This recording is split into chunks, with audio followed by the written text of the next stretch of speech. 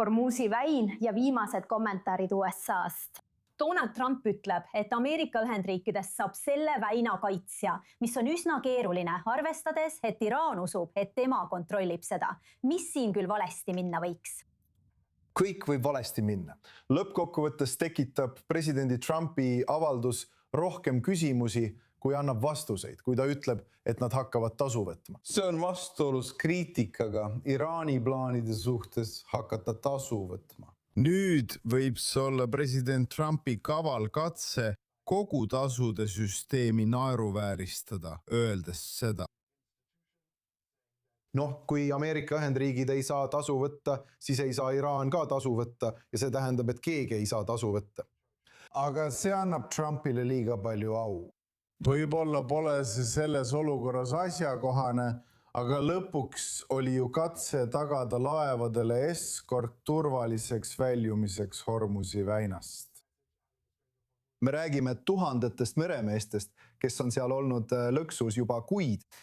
Ja see operatsioon lükati väga kiiresti kõrvale Iraani ähvarduste tõttu. Aga me näeme nüüd selle järkjärgulise pingete kasvuga poolte vahel, et võib-olla Trumpi administratsioon tunneb, tasub Iraani selles Hormuzi väina küsimuses survestada. Aga on väga oluline kõigile meelde tuletada, et kuigi iraanlased püüavad juhtida tähelepanu Hormuzi väinale, on peamine oht siiski tuumaküsimus. Ja võib-olla ongi nende eesmärk juhtida tähelepanu kõrvale oma tuumaprogrammilt, mida nad satelliidipiltide järgi üritavad taastada. Kuigi president Trump väitis, et kõik nende rajatised hävitati. Võib-olla nad üritavad mõningaid oma rajatisi taastada, aga kogu tähelepanu on suunatud Hormuzi väinale ja tuumaküsimusele ei pöörata tähelepanu. On ilmne, et Hormuzi väinale pööratakse palju tähelepanu, kuna sellel on mõju ülemaailmsele majandusele ja otsene mõju Pärsia lahe Araabia riikidele. Aga ei tohi unutseda selle olukorra põhiküsimust, põhiohtu, mis ei ohusta ainult maailma majandust, vaid ka piirkonna riike, sealhulgas Iisraeli. Ja see on tuumaküsimus. Ja ma väga loodan, et kõigi asjaosaliste julgeolekuasutuste tähelepanu ei kaldu kõrvale ega hakka Iraani pilli järgi tantsima. Lähis-Ida vanemkorrespondent Ariel Oseran, kes hoiab tättpulsil kõigil viimastel arengutel selles piirkonnas. Täname sind väärt tähelepanekute ja värskete ülevaadete eest. Aitäh, Ariel! Ja nüüd rääkides just sellest kõigist neist julgeolekuarengutest kogu piirkonnas. Mul on hea meel tervitada erru läinud kindralmajorit Amos Jadlinit, endist Iisraeli kaitseväe sõjaväeluure juhti, kes liitub meiega nüüd Karmel Jossefist siin Iisraelis. Kindralmajor, suur tänu teie aja eest. Väga hindame, et olete meiega. Iisrael jälgib praegu väga tähelepanelikult, olles pigem kõrvaltvaataja rollis, samal ajal kui USA viib läbi rünnakuid Iraani sihtmärkide pihta ja Iraani režiim tulistab rakette ja droone mitme Pärsia laheriigi suunas. Aga Iraani revolutsiooniline kaardivägi hoiab praegu Iisraelist eemale. Milline on teie hinnang Iraani strateegiale praegusel hetkel? Ma arvan, et peame tagasi minema juunikuu kokkuleppe juurde. See vastastikuse mõistmise memorandum on nii Ameerika kui ka Iisraeli vaatenurgast väga-väga problemaatiline. Ja iraanlased kasutavad ära seda ebamäärast keelt, mis andis neile põhimõtteliselt mingisuguse võimu Hormuzi üle ja seose Liibanoniga. Ja nad tunnevad, et presidendi võimalused on piiratud. Ta ei taha sõtta tagasi minna ja nemad tõstavad panuseid. Nad püüavad kehtestada Hormuzis režiimi, mis annaks neile tulevasteks läbirääkimisteks, tulevasteks kokkulepeteks ja Lähis-Ida jõudude tasakaaluks suure eelise. See on muidugi vastuolus sellega, kuidas Washingtonis kokkuleppest aru saadakse. Ja president ei ole valmis aksepteerima seda, mida iraanlased teevad. Ja küsimus on selles, kas tegemist on olukorraga, kus pole kokkulepet ega sõda või mingisuguste piiratud rünnakutega mõlemalt poolt või minnakse tagasi täiemahulise sõjani. Ma arvan, et viimastel kuudel olid võimalused täiemahulise sõja juurde tagasi pöördumiseks väga väikesed. Kahjuks on see viimase 3 päeva jooksul kasvanud. Sest need, kes Iraanis otsuseid teevad, tunnevad nüüd, et neil on tagant tuul ning nad saavad dikteerida Hormuzi väinas samme ja tingimusi.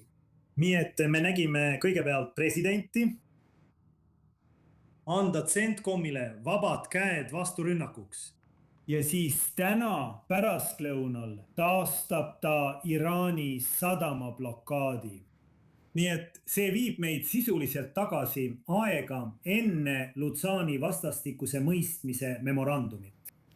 See on kindlasti huvitav, eriti arvestades asjaolu, et režiimi seisukohalt kontrollib seda väina IRGC. Ja nagu me varem saates arutasime, on Iraan strateegiliselt väga hästi suutnud nihutada tähelepanu tuumaküsimuselt Hormuzi väinale. Aga ma tahaksin teada sinu arvamust selle kohta, et selle sõja alguses olid Iisrael ja USA täiesti ühel meelel. Veebruari lõpus selle enneolematu ühisoperatsiooniga kõrvaldati ülemjuht ja 40 komandöri sõja alguses. Nüüd, vaid mõned nädalad hiljem, näib Jeruusalemm olevat justkui kõrvale jäetud, vähemalt pealtnäha. Sa vihjad, et seda võib jätkuda. Kas sa näed, et Iisrael oleks nõus, kui need sõjalised operatsioonid taas jätkuvad? Ma ei usu, et Iisraelil oleks võimekust sõda omal algatusel ühepoolselt jätkata. Aga Iisrael liitub muidugi sõjaga, kui üks 2 sündmusest peaks aset leidma. Iisraeli ründab Iraan samamoodi, nagu Bahreini, Kuveiti ja Araabia Ühendemiraate on viimase 3 päeva jooksul rünnatud. Või otsustab president sõtta naasta ja siis võitleb Iisrael taas õlg õla kõrval ameeriklastega. Ma arvan, et Iisraelil on ainult üks punane joon, mis sunnib Iisraeli omal algatusel üksi sõtta minema. Ja see on juhul, kui Iisrael saab luureandmetest teada, et Iraan on tuumapommi loomise või selle smugeldamisega tegelemas. See on punane joon, mis viib Iisraeli kahtlemata taas sõtta. Ma ei näe, et iraanlased seda lähikuudel teeksid. Nad ei näe seda praegu enam pelgalt tähelepanu kõrvalejuhtimise viisina. Nad tunnevad, et see on nende aatomipomm. See on suurim mõjuvõim, mille nad sõjast said ja nad ei kavatse sellest kergesti loobuda. Nagu me varem ütlesime, tundub nende strateegia praegu kindlasti toimivat. Aga jällegi, kui USA president otsustab midagi muud ja võib-olla toimub ka telefonikõne, siis ootame, kuidas see kõik areneb. Kindralmajor, jääge meiega. On veel üks oluline teema, mille kohta tahaksin teie arvamust kuulda.